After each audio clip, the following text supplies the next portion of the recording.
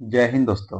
आप सभी का अपना ही चैनल गौतम जी के जीएस एकेडमी में स्वागत है। दोस्तों, हम लोग इस वीडियो में ज्ञान बिंदु जीएस एकेडमी संस्था के द्वारा जो डेली टेस्ट सीरीज चलाया जा रहा है उसी का हम लोग टेस्ट नंबर 83 लेकर आए हैं। और यह टेस्ट दोस्तों आपको 22/11/2024 को यह टेस्ट हुआ है और यह आपका सभी एग्जाम के लिए अति महत्वपूर्ण है। अगर आप बिहार दरोगा की तैयारी कर रहे हैं दोस्तों तो आपके लिए तो बहुत ही ज्यादा लाभदायक है। हाँ, ध्यान दीजिएगा, अगर सेट दोस्तों 83 से पहले आप नहीं देखे हैं तो हमारा यूट्यूब चैनल पर प्लेलिस्ट बनाकर डाल दिया गया है, वहां से आप लोग देख सकते हैं। इसका पीडीएफ के लिए दोस्तों आप हमारा टेलीग्राम ज्वाइन कर लीजिए, जो कि डिस्क्रिप्शन में टेलीग्राम का लिंक दिया गया है। चलिए नेक्स्ट क्वेश्चन को हम लोग दोस्तों स्टार्ट करते हैं। यहाँ से क्वेश्चन पहला करा कि भारत के सर्वोच्च न्यायालय का उद्घाटन कब हुआ था। तो देखिए दोस्तों, जो भारत के सर्वोच्च न्यायालय का उद्घाटन 28 जनवरी 1950 को हुआ था। कब? तो 28 जनवरी 1950 को। नेक्स्ट है कि निम्नलिखित में कौन से उपराष्ट्रपति निर्विरोध चुनाव नहीं जीत सके थे। नहीं जीत सके थे दोस्तों, तो याद रखना है जीएस पाठक। जीएस पाठक दोस्तों एक ऐसे व्यक्ति यानी एक उपराष्ट्रपति थे जो कि निर्विरोध चुनाव नहीं जीत सके थे। नेक्स्ट क्वेश्चन है क्वेश्चन नंबर आपका 3 बोल रहा है कि अनुच्छेद 31 बी किस संविधान संशोधन अधिनियम के द्वारा जोड़ा गया था।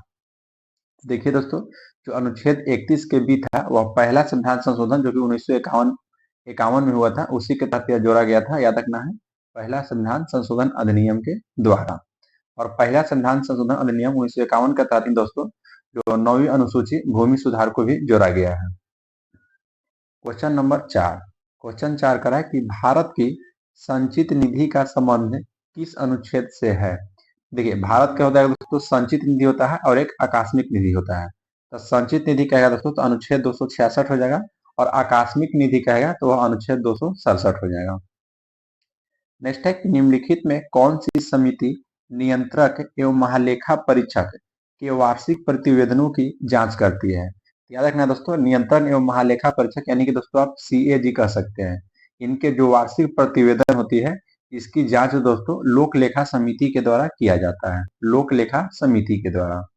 नेक्स्ट क्वेश्चन है क्वेश्चन नंबर दोस्तों 6 बोला दोस्तों कि सूची 1 में जो कि सर्वोच्च न्यायालय के जो क्षेत्राधिकार आते हैं उसको दिया गया है, और सूची 2 जो कि विवादों के प्रकार दिया गया है, तो उसको सम्मिलित करना है दोस्तों। और नीचे आपका कोड दिया गया है, उसी से आपको संबंधित आंसर यहाँ पर देना है। तो चलिए इसको हम लोग दोस्तों मिलान कर लेते हैं।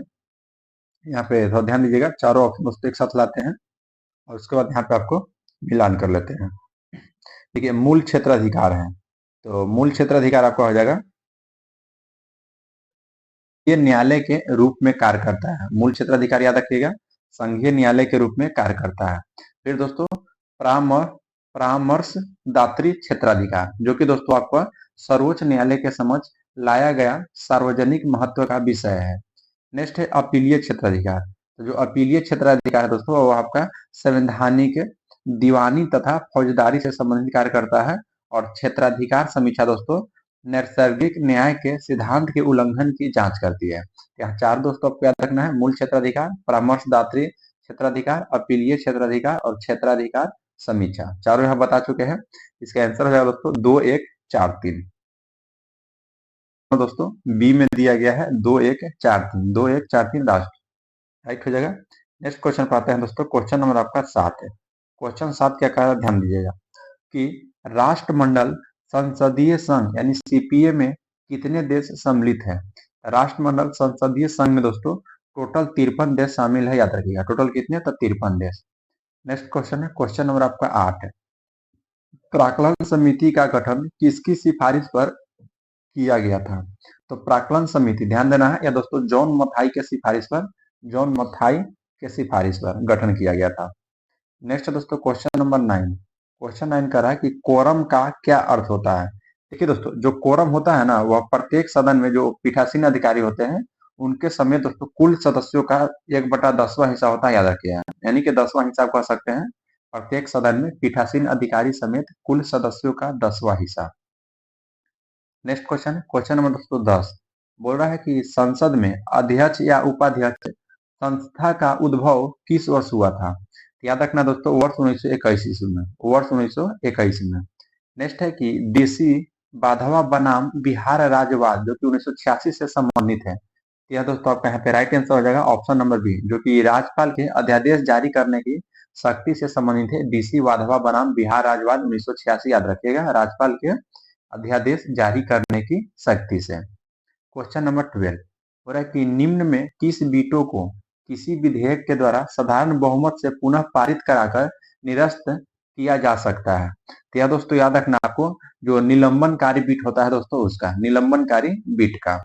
नेक्स्ट है कि किस युद्ध में हार के बाद नेपोलियन को सेंट हेलेना में निर्वासित कर दिया गया था। याद रखिएगा दोस्तों, जो नेपोलियन को सेंट हेलेना में निर्वासित कर दिया गया था वाटरलू के युद्ध के हार के बाद दोस्तों, याद रखिएगा, वाटरलू के युद्ध के। नेक्स्ट है कि यूरोप में 30 वर्षीय युद्ध की अवधि क्या है। देखिए दोस्तों, यूरोप में जो था एक 30 वर्षीय युद्ध चला था, तो उसके आपका कार्यकाल पूछ रहा है, तो याद रखना 1618 से स्टार्ट हुआ था और 1648 ईस्वी तक चला था, तो ऑप्शन नंबर सी हो जाएगा। नेक्स्ट है कि अब्राहम लिंकन के द्वारा दास प्रथा का उन्मूलन कब किया गया था। देखिए दोस्तों, अब्राहम लिंकन के द्वारा जो दास प्रथा का उन्मूलन किया गया था वो 1863 ईस्वी में, 1863 ईस्वी में, याद रखिएगा। नेक्स्ट क्वेश्चन है दोस्तों, क्वेश्चन नंबर आपका 16 बड़ा कि निम्नलिखित युग्मों में से एक सही सुमेलित नहीं है। तो कौन सा यहाँ पे दोस्तों सही सुमेलित आपका नहीं है, बताइए। तो देखिए, जो आपका दोस्तों रहतवारी जो कि मद्रास में प्रचलित है, बिल्कुल सही है। अस्थायी बंदोबस्त दोस्तों बंगाल में प्रचलित है, भी सही है। महलवारी बंदोबस्त जो कि उत्तर पश्चिमी प्रांत में प्रचलित था, यानी कि ऑप्शन डी है दोस्तों, जो कि आपका सुमेलित नहीं है। तालुकदारी प्रथा बंबई में, यह सुमेलित नहीं हो जाएगा। नेक्स्ट है कि कौन जोड़ा सुमेलित नहीं है, यहाँ पर भी दोस्तों सुमेलित नहीं कर रहा है। तो यहाँ हम लोग देख लेते हैं, ये रवि कीर्ति जो कि पुलकेशिन द्वितीय उस समय थे, बिल्कुल सही है दोस्तों। भवभीति जो कि कनौज के यशोवर्मन, हरिसेन हर्षवर्धन, नहीं, यहाँ पे देखिए दोस्तों ऑप्शन जो सी हो जाएगा 17 का, ये आपका दोस्तों सुमेलित नहीं है, यानी कि ऑप्शन नंबर सी हो जाएगा। ये वानभाट था दोस्तों, इनकी याद रखिएगा। नेक्स्ट है कि किसके समय में मलिक मोहम्मद जायसी ने पद्मावत की रचना किया था। सबसे पहले यहाँ पे आपको याद रखना है कि जो पद्मावत की रचना किसने किया था, तो मलिक मोहम्मद जायसी, पूरा नाम है मलिक मोहम्मद जायसी। और किसके समय आपसे पूछ रहा है क्वेश्चन, तो वह दोस्तों शेर शाह के समय, याद रखिएगा, शेर शाह के समय। क्वेश्चन नंबर 19 निम्नलिखित 4 राजाओं में किन दो को वर्धमान महावीर और गौतम बुद्ध के साथ मैत्रीपूर्ण संबंध था। तो याद रखिएगा दोस्तों, ये आपको मगध के जो बिंबिसार थे और जो मगध के अज्ञात शत्रु थे दोस्तों, उनके साथ उनका संबंध था, यानी कि ऑप्शन सी हो जाएगा 1 और 4। नेक्स्ट है कि चरण आहार श्रृंखला के आधार तल में जीव होते हैं। तो जो चरण आहार श्रृंखला के आधार तल में दोस्तों उत्पादक है, उत्पादक दोस्तों याद रखना है, उत्पादक तल के जो जीव होते हैं। नेक्स्ट है क्वेश्चन नंबर 21 कि खरीफ फसल के संदर्भ में निम्नलिखित कथनों पर विचार करें और सही विकल्प का चुनाव करना है। खरीफ फसल के बारे में दोस्तों यहाँ पे आपका कथन दिया गया है।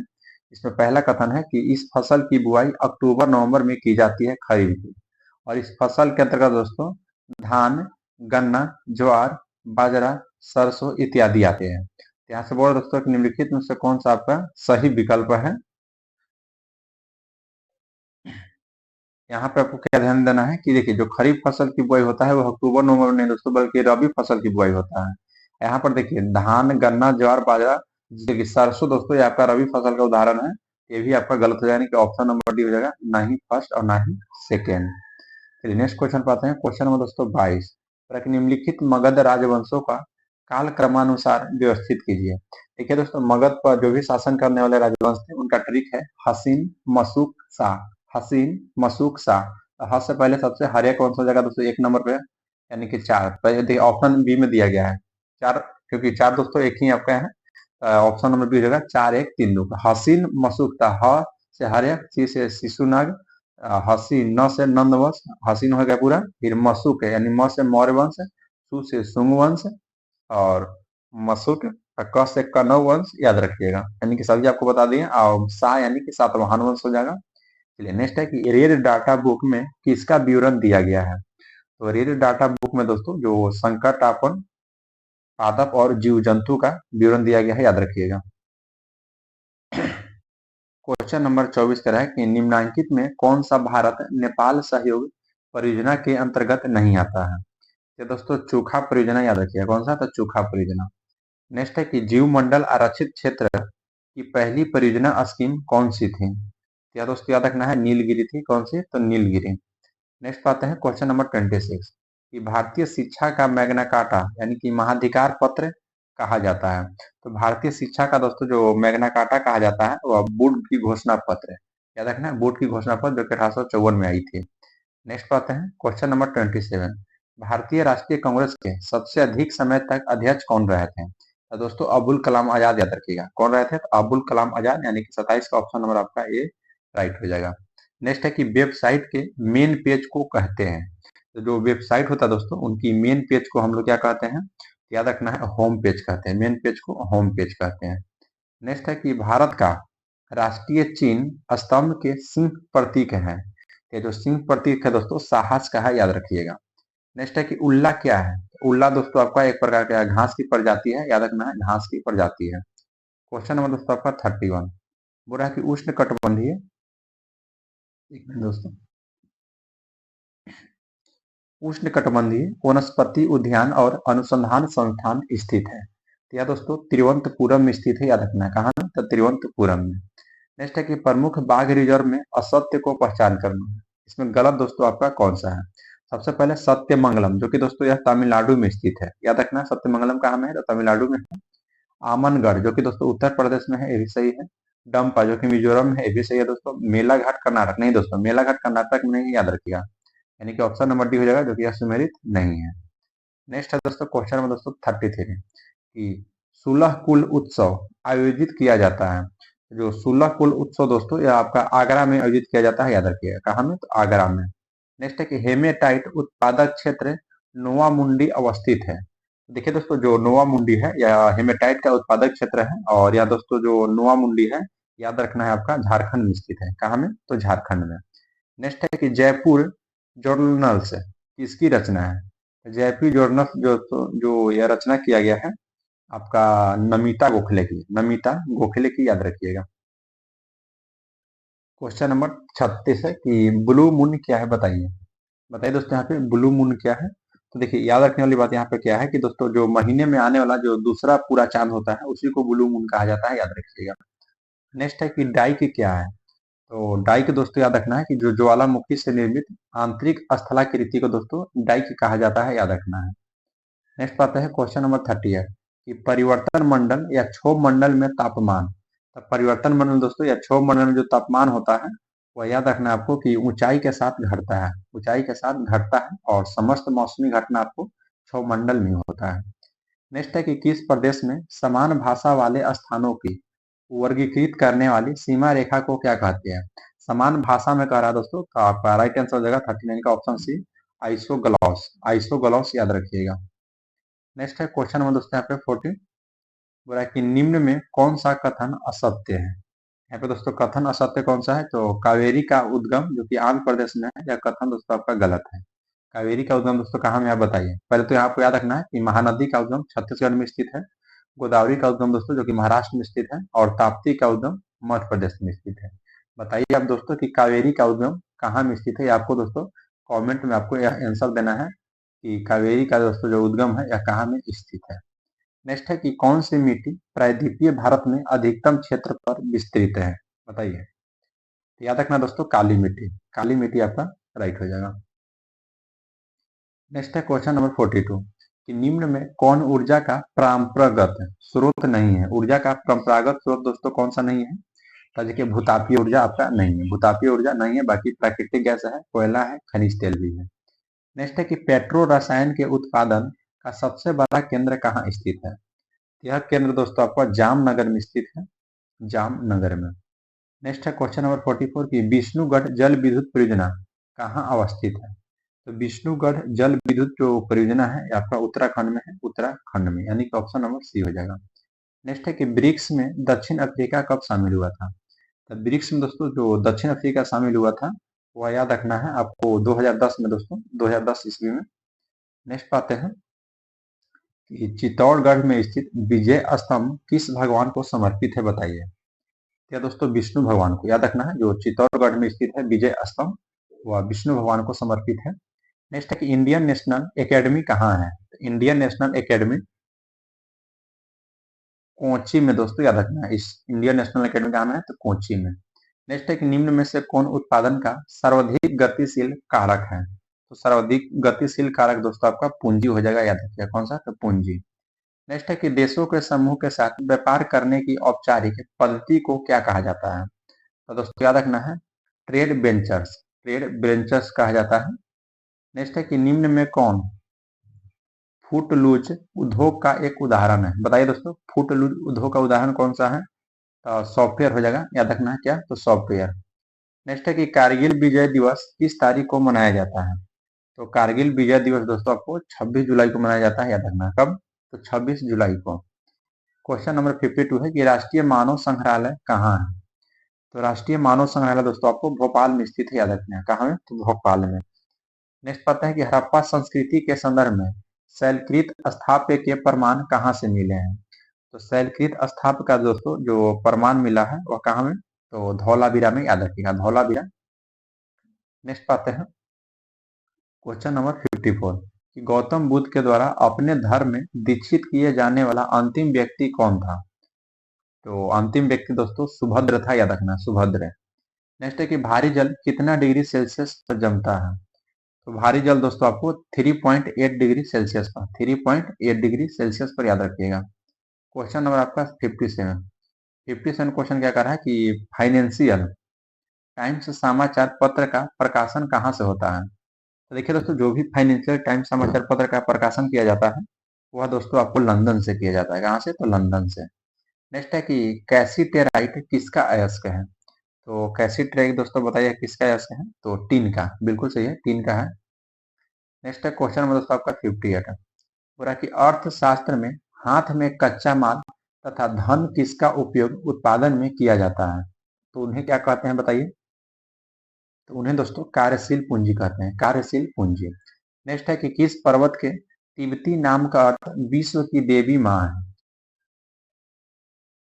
तो माउंट एवरेस्ट को दोस्तों याद रखिएगा, माउंट एवरेस्ट को, जो कि तिब्बती में इसका नाम है दोस्तों विश्व के देवी की माँ, याद रखना है। बोल रहा है कि ख्याल गायन के लिए विख्यात इंदौर घराने की स्थापना किसने किया था? या दोस्तों आमिर खान के द्वारा किया गया था, याद रखना है। किनके द्वारा? तो आमिर खान। नेक्स्ट है सूची 1 को सूची 2 के साथ सुमिलित कीजिए। पहला है दोस्तों कि सुधाती साय, ध्यान रखना है, सुधाती साय, जो कि आपका किससे हो जाएगा यहाँ पे? या दोस्तों हो जाएगा भचना विकार, ध्यान रखना है, भचना विकार हो जाएगा। फिर कोलेस्ट्रॉल, जो कि दोस्तों आपको कोलेस्ट्रॉल आ जाएगा, अण्डपितक, अण्डपितक हो जाएगा कोलेस्ट्रॉल। फिर एंट्रोपिन, तो एंट्रोपिन जो हो जाएगा दोस्तों वो आपका एल्केलाइड हो जाएगा। क्या हो जाएगा? तो एल्केलाइड। और इंसुलिन दोस्तों जो कि आपको अग्नाशय हो जाएगा, यानी कि ऑप्शन नंबर ए हो जाएगा, 4 2 1 3। नेक्स्ट क्वेश्चन है क्वेश्चन नंबर 62। क्वेश्चन दोस्तों 62 का रहा है कि वर्तमान पारजीवी जंतुओं में इस समय सबसे अधिक संख्या किसकी है? तो इस समय दोस्तों जो सबसे अधिक संख्या है वह याद रखना है आपको मछली की है दोस्तों, याद रखना है मछली का। नेक्स्ट है कि मरकरी का महत्वपूर्ण अयस्क है? तो मरकरी का महत्वपूर्ण अयस्क दोस्तों सीने बार हो जाएगा। क्या हो जाएगा? तो सीने बार, याद रखिएगा। क्वेश्चन नंबर 64 बोला कि पौधे में अवशोषण और ऊपरी गतिविधि में जड़ों से पत्तियों तक पानी और खनिज को संचरण में मदद करता है। बताइए दोस्तों कौन मदद करता है? याद रखना है वाष्पोसर्जन, वाष्पोसर्जन मदद करता है। नेक्स्ट है कि शैम्पू क्या है बताइए? तो शैम्पू दोस्तों याद रखना है यह डिटर्जेंट है। शैम्पू क्या है? तो डिटर्जेंट है। क्वेश्चन नंबर 66 बोल रहा है दोस्तों कि सोडियम को 11-22 और एक बीटा उत्सर्जन के बाद बनने वाला पदार्थ दोस्तों क्या है बताइए? तो याद रखना है दोस्तों आपको Mg यानी मैग्नीशियम हो जाएगा। नेक्स्ट है कि अफीम युक्त निंद्राकारी है, अफीम युक्त जो निंद्राकारी है वह दोस्तों हेराइन है। क्या है? तो हेराइन। नेक्स्ट पाते हैं क्वेश्चन नंबर 68 है कि असंतृप्त हाइड्रोकार्बन उत्प्रेरक की उपस्थिति में हाइड्रोजन जोड़ते हैं, जैसे कि दोस्तों निकेल और पैलाडियम को। याद रखना है जो असंतृप्त हाइड्रोकार्बन उत्प्रेरक की उपस्थिति में हाइड्रोजन जोड़ता है दोस्तों निकेल और पैलाडियम को। नेक्स्ट है कि दो उपग्रह एक ही वृत्ताकार कक्षा में चक्कर लगा रहा है तो उनके दोस्तों वेग समान होंगे, याद रखिएगा। अगर दो उपग्रह एक ही वृत्ताकार कक्षा में चक्कर लगाएगा तो उनका वेग क्या हो जाएगा? तो समान हो जाएगा। क्वेश्चन नंबर 70 बोला कि सुमिलित कीजिए सूची 1 को सूची 2 के साथ। बताइए सबसे विषैली मछली दोस्तों कौन सा है?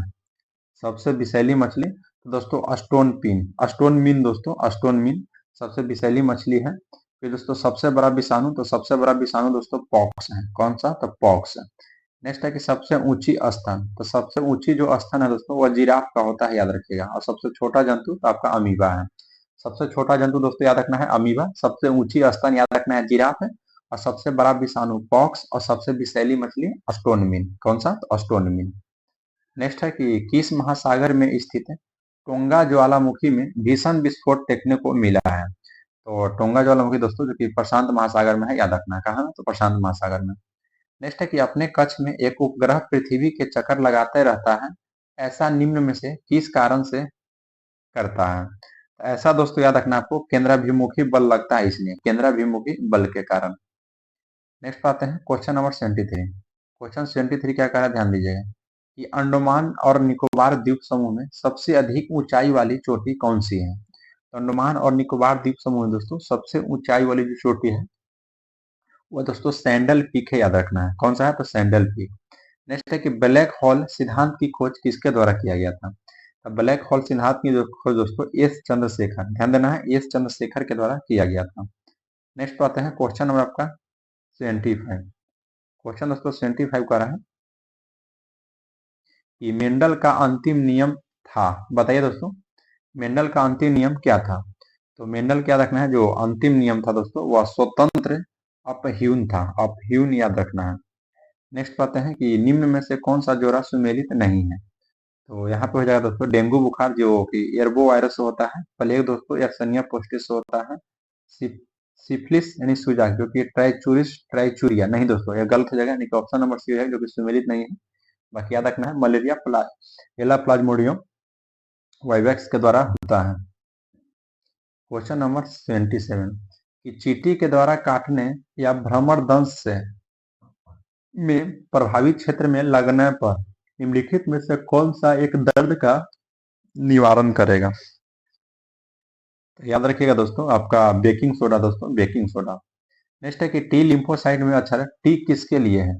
जो टी लिम्फोसाइट में दोस्तों जो अक्षर आप टी देखते हैं वह टी दोस्तों याद रखना है थाइमस को है, थाइमस, थाइमस के लिए है। नेक्स्ट है कि निम्न में से कौन विलुप्त प्राय जंतु शहतूत नामक विश्व की सबसे अच्छी हल्की गर्म व सबसे महंगी ऊन का स्रोत है? तो यहाँ पे दोस्तों 79 का दोस्तों जो आपका हो जाएगा तो कश्मीरी बकरी। क्या हो जाएगा? तो कश्मीरी बकरी आपका राइट आंसर हो जाएगा, ऑप्शन नंबर डी। नेक्स्ट है कि सुनहरा चावल या गोल्डन राइस भविष्य की ट्रांसजेनिक फसल है, इसका प्रमुख लक्षण कौन सा है? इसका प्रमुख लक्षण हो जाएगा आपका विटामिन ए की उच्च मात्रा। कौन है?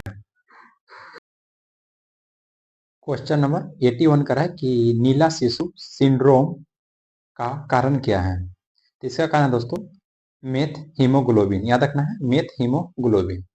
नेक्स्ट है कि एडिनोसिन डी एमिनोनेज की कमी से क्या होता है? बताइए, एडिनोसिन डी एमिनोनेज की कमी से क्या होता है? इसकी कमी से दोस्तों आपको याद रखना है कि जो प्रतिरक्षी तंत्र कार्यहीन होना है, याद रखना है कार्यहीन। नेक्स्ट है क्वेश्चन नंबर 83। क्वेश्चन 83 क्या करें, ध्यान दीजिएगा कि आयरन लोहे जिसे बोला जाए तो आयरन लोहे का शुद्धतम रूप क्या है? तो याद रखना है दोस्तों आपको पिटवा लोहा, पिटवा लोहा। नेक्स्ट है कि निम्न युग्मों में कौन सा असत्य है? तो 84 का देखिए दोस्तों जो ऑप्शन है ये दे रहा है कि ग्रामोफोन का आविष्कार दोस्तों एडिसन ने किया था, बिल्कुल सही है। और रिवॉल्वर का दोस्तों कोल्ट ने किया था। फाउंटेन का दोस्तों वाटरमैन ने किया था। और बाई साइकिल का दोस्तों लुई पास्चर। देखिए यहाँ पे दोस्तों आपका ऑप्शन दो दो गलत दे रहा है। देखिए बाई साइकिल का दोस्तों जो लुई पास्चर नहीं दोस्तों, साइकिल का जो आविष्कार किया गया था वह बैरन कॉल वान ड्रेस ने किया था। तो ये भी कथन दोस्तों आपका गलत है। ऑप्शन डी भी हो जाएगा, यहाँ पर ऑप्शन ए भी हो जाएगा दोस्तों, क्योंकि ग्रामोफोन का आविष्कार भी एडिसन के द्वारा नहीं किया गया है, वह एमिल बर्लिनर के द्वारा किया गया है। याद रखना यहाँ पे दोनों दो दो आपका गलत है, तो ए और डी यहाँ पे दोनों आंसर हो जाएगा। चलिए नेक्स्ट क्वेश्चन पाते हैं, क्वेश्चन नंबर 85। बोला कि निम्नलिखित में कौन सा एक जोड़ा गलत मिलाया गया है? एक जोड़ा दोस्तों यहाँ पे बताइए कौन सा गलत मिलाया गया है। तो जो ऑप्शन ए दे रहा है ध्यान दीजिएगा 85 का कि ग्लूकागॉन बीटा कोशिकाएं हैं, इस ध्यान रखना है। जो ग्लूकागॉन जो है दोस्तों यह बीटा कोशिकाएं का स्रोत है, याद रखिएगा। फिर नेक्स्ट है कि सेमेटोस्टेटिन डेल्टा कोशिका का स्रोत, ये भी सही है, लेकिन दोस्तों ग्लूकोकॉन जो है बीटा कोशिका का नहीं, यानी कि ऑप्शन नंबर यही हो जाएगा, क्योंकि दोस्तों गलत चूज करना था। बाकी याद रखना है इंसुलिन मधुमेह हो जाएगा, और कार्पस लुटियम जो कि रिलैक्सिन इसका हो जाएगा स्राव, याद रखिएगा। नेक्स्ट है कि निम्नलिखित में से कौन सा निर्यात में यात्रा नहीं कर सकता है? बताइए दोस्तों, निर्वात में यात्रा कौन सा नहीं कर सकता है? तो ध्वनि दोस्तों याद रखना, कौन सा? तो ध्वनि। नेक्स्ट है कि डिस्क किस खेल से जुड़ा हुआ है? तो यह आपका दोस्तों एथलेटिक्स से जुड़ा हुआ है, ऑप्शन नंबर सी आपका यहाँ पे राइट हो जाएगा। नेक्स्ट क्वेश्चन है क्वेश्चन नंबर 88। बोल रहा है कि न्यू स्टार्ट जो कि सामरिक शस्त्र निजीकरण संधि संयुक्त राज्य अमेरिका तथा किसके बीच एक परमाणु हथियार न्यूनन संधि है? क्या दोस्तों याद रखना है? रूसी संघ। क्या हो जाएगा? तो रूसी संघ। नेक्स्ट है कि निम्नलिखित में से चयन करें और सौरमंडल का सबसे गर्म ग्रह कौन सा है? तो शुक्र हो जाएगा दोस्तों। सौरमंडल का सबसे गर्म ग्रह कौन सा हो जाएगा? तो शुक्र हो जाएगा। नेक्स्ट क्वेश्चन पाते हैं। 90 बोल रहा है कि दानापुर छावनी के भारतीय सैनिकों ने कब विद्रोह किया था? तो दानापुर छावनी के दोस्तों जो भारतीय सैनिकों के द्वारा 25 जुलाई 1857 को विद्रोह किया गया था, याद रखिएगा। नेक्स्ट है कि बिहार का पहला हिंदी समाचार पत्र 1874 ईस्वी में पटना में प्रकाशित हुआ था, उसका दोस्तों नाम क्या है? तो उसका नाम आपको याद रखना है कि बिहार बंधु, बिहार बंधु हो जाएगा। नेक्स्ट है क्वेश्चन नंबर 92 की 1912 ईस्वी में भारतीय राष्ट्रीय कांग्रेस के बांकीपुर अधिवेशन की अध्यक्षता की थी। क्या दोस्तों किसके द्वारा किया गया था? तो आर.एन. मालवलकर के द्वारा किया गया था, याद रखिएगा। नेक्स्ट है कि हिंदू धार्मिक मान्यताओं के अनुसार किस नदी को अपवित्र या अशुभ माना गया है? तो दोस्तों याद रखना है कर्मनाशा, जिसे कोसी नदी भी से कह सकते हैं, कर्मनाशा नदी को। चलिए नेक्स्ट, सॉरी कर्मनाशा नदी को दोस्तों, कोसी नदी को तो बिहार का शोक माना गया है। नेक्स्ट है कि बिहार के कुल क्षेत्रफल कितना है? तो 94,000 दोस्तों 163, 94,163 वर्ग किलोमीटर, याद रखिएगा। और पूरा भारत के संपूर्ण भारत के पूछेगा तो 32,87,263 किलोमीटर। नेक्स्ट है कि चर्चा में रहे मिशन दिव्यास्त्र का संबंधित है। यह दोस्तों याद रखना है मिसाइल से संबंधित है, मिसाइल से। नेक्स्ट है कि चर्चा में रहे पांडुला गुट्टा किस राज्य से संबंधित है? तो पांडुला गुट्टा दोस्तों आपको तेलंगाना राज्य से संबंधित है, जो कि आपको दोस्तों ऑप्शन नंबर डी में दिया गया है, तेलंगाना। नेक्स्ट है कि निम्न कथन पर विचार करना है, और दोस्तों गलत कथन का यहाँ पर आपको चयन करना है। तो पहला कथन कर रहा दोस्तों कि टाइगर ट्रायल जो कि अभ्यास है या भारत और बांग्लादेश के मध्य आयोजित हुआ है, जो कि दोस्तों गलत है, यानी कि पहला ऑप्शन भी गलत है आपका। दूसरा कह रहा है कि बीकेएस ब्रूम एक स्वदेशी रूप से विकसित राइफल की प्रकार है, ये भी गलत है दोस्तों, यानी कि ऑप्शन सी हो जाएगा। फर्स्ट और सेकंड दोनों आपका गलत है। नेक्स्ट पाते हैं क्वेश्चन नंबर 98 की सुर्खियां बटोरने वाली अबू धाबी मंत्री स्तरीय घोषणा पत्र किससे संबंधित है? यह दोस्तों आपको बहुपक्षीय व्यापार प्रणाली से संबंधित है, याद रखिएगा। नेक्स्ट है कि भारत की जन औषधि पहल में शामिल होने वाला प्रथम देश बन गया है, तो वह दोस्तों मॉरिशस बन गया है, याद रखना है। कौन सा देश? तो मॉरिशस। देखिए दोस्तों इस सेट का लास्ट क्वेश्चन है, यहाँ पे हम लोग का सेट नंबर 83 समाप्त हो गया है, और 83 सेट से पहले आप नहीं देखे हैं तो हमारा यूट्यूब चैनल पर दोस्तों प्लेलिस्ट बनाकर डाल दिया गया है, वहां से आप लोग देख सकते हैं। और आप हमारा यूट्यूब चैनल पर पहले आए हैं तो चैनल को दोस्तों सब्सक्राइब जरूर कीजिएगा। तो हम लोग क्वेश्चन को लास्ट है जो देख लेते हैं इस क्वेश्चन को, कि हाल ही में पहली एशियाई रिले चैंपियनशिप 2024 कहाँ आयोजित किया गया था? क्या दोस्तों बैंकॉक में आयोजित किया गया था, याद रखिएगा। कहाँ में? तो बैंकॉक में। यहाँ पे दोस्तों हम लोग सेट समाप्त हुआ गया है। मिलते हैं आपसे नेक्स्ट वीडियो में। जय हिंद दोस्तों।